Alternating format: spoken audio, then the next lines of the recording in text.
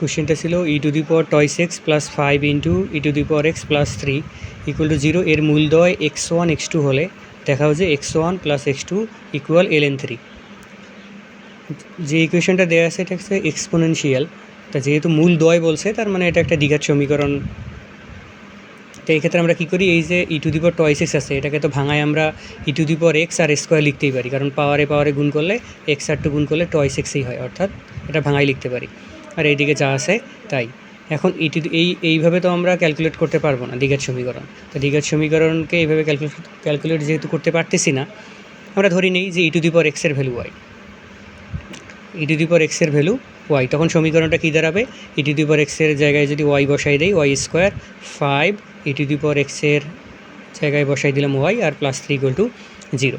তো একটা কাজ আমরা ডান দিকে করে নেই, যেহেতু এখানে e to the power x equal to y ধরছি, তাহলে এক্সের ভ্যালু কী হবে, উভয় পক্ষে যদি ln নিয়ে আসতাম তাহলে এক্সের ভ্যালু হইতো ln ওয়াই, অথবা আমরা শর্টকাটে মনে রাখতে পারি যে এরকম করে ই টু দি পাওয়ার এক্স এর পাওয়ার আকারে যে অংশটা থাকে সেটা এখানে বসায় দেই, আর ln নিয়ে এসে এই ডান সাইডে যেটাই থাকুক তার সামনে ln বসাই দিলেই হয়ে যায়। শর্টকাটে মনে রাখতে পারি যে এর পাওয়ার আকারে যে থাকবে, যে অংশটা থাকবে সেটা এখানে, এবং ln নিয়ে এসে ডান দিকে যা থাকবে তাই, অর্থাৎ এক্স ইকুয়াল টু হবে ln ওয়াই।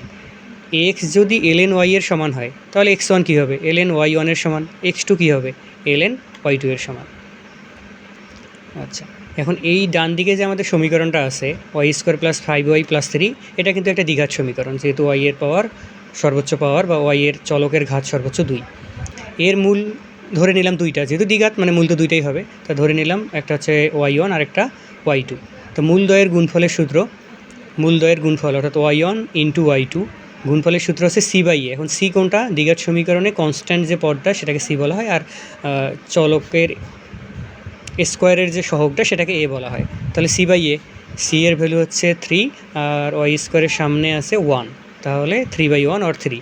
উভয় পক্ষে ln নিয়ে আসলাম, তাহলে ln y1 y2, এদিকে ln 3, ln y1 আর y2, ln y1 plus ln y2 সমান সমান ln 3।